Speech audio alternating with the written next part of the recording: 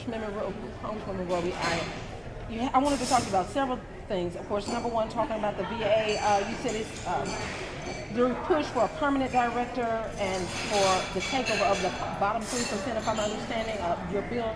Yes, so I'm told by the Deputy Secretary Sloan Gibson that we are very, very close to having a permanent director in place. It's very important for there to be continuity and certainty at the VA so that whomever takes on that leadership role can then begin to institute positive change.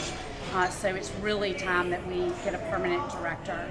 I also have filed a bill, though, that basically does what we do here in the state with education.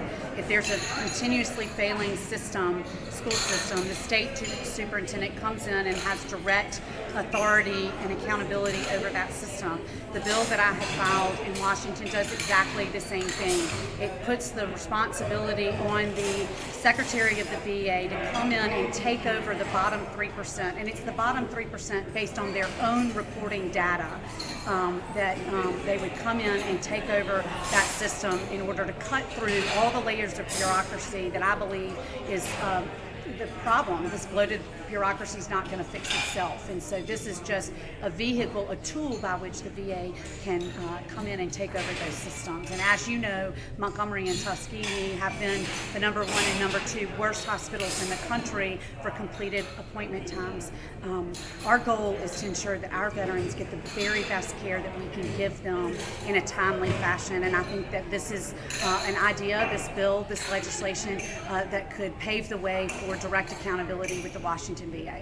And then with Iran, you said no deal is better than a very, very, very bad deal. And this is a very, very bad deal.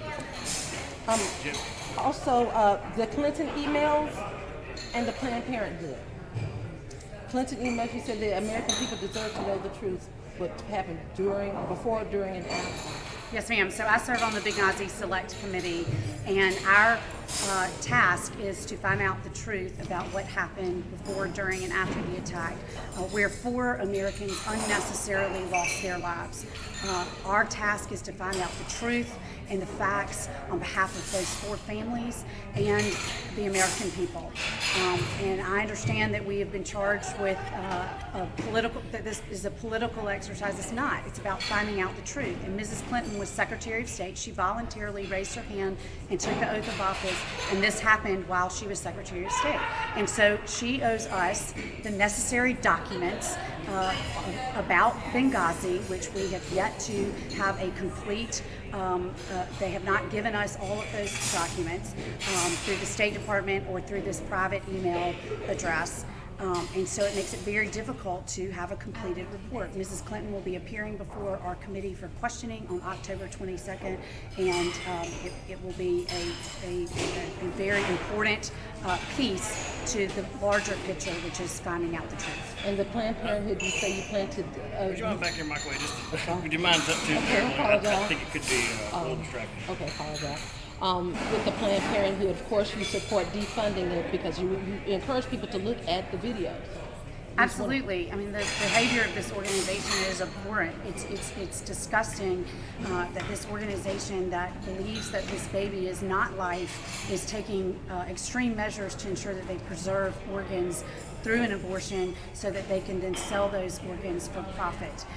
If you just watch the first video, you'll see the callousness and casual way that this physician talks about the practices that they are doing right now. There's a lot of other allegations against Planned Parenthood. The point is that what I believe to be criminal behavior should not be funded by the taxpayer. And so I think it's time, even though I've supported this measure for the entire time I've been in Congress, clearly with this new information, we need to ensure that we pursue the criminal aspects, the criminal investigation, but also ensure that taxpayer dollars do not go to fund these activities. Congresswoman Roby, the cybersecurity, the facts of sequestration, where is cyber on the chopping block, and are we in danger of cyber attacks as a nation if we continue to defund at this level? The problem with sequestration is that everything is on the chopping block. The reason that the sequester is going to be so devastating to our military if it takes full effect at the beginning of the year is because it's an across-the-board cut. There's no authority in the BCA for us to pick and choose what our priorities are. I believe that's an irresponsible way to govern, and it's why I voted against the Budget Control Act to begin with. We shouldn't balance the budget on the back of our military, and we've got to figure out a way that we can properly fund all aspects of our military. And the cyber threats that are out there are extraordinary, and we need to be making sure that we're investing in things like the Cyber College at Maxwell, because it's so important and crucial to our national security here at home. Anything else? Just an overall capsule of today. What did you really want with all the different things that you could have talked about? What's the message that you want the crowd to take home today? I think the most important thing is to be in the district, to travel around the district during this recess, and that's exactly what we've done. And today, being in my hometown of Montgomery, it was great to interact with my constituents, but it's important to give the information about what's going on in Washington, and these are some very weighty issues. But what's equally important is to hear from my constituents. It helps me be a better conscience for them when I go back to Washington and vote on their behalf. And so to be in a room this big today with this many people is a great way to interact with the people that have elected me to represent them in Washington.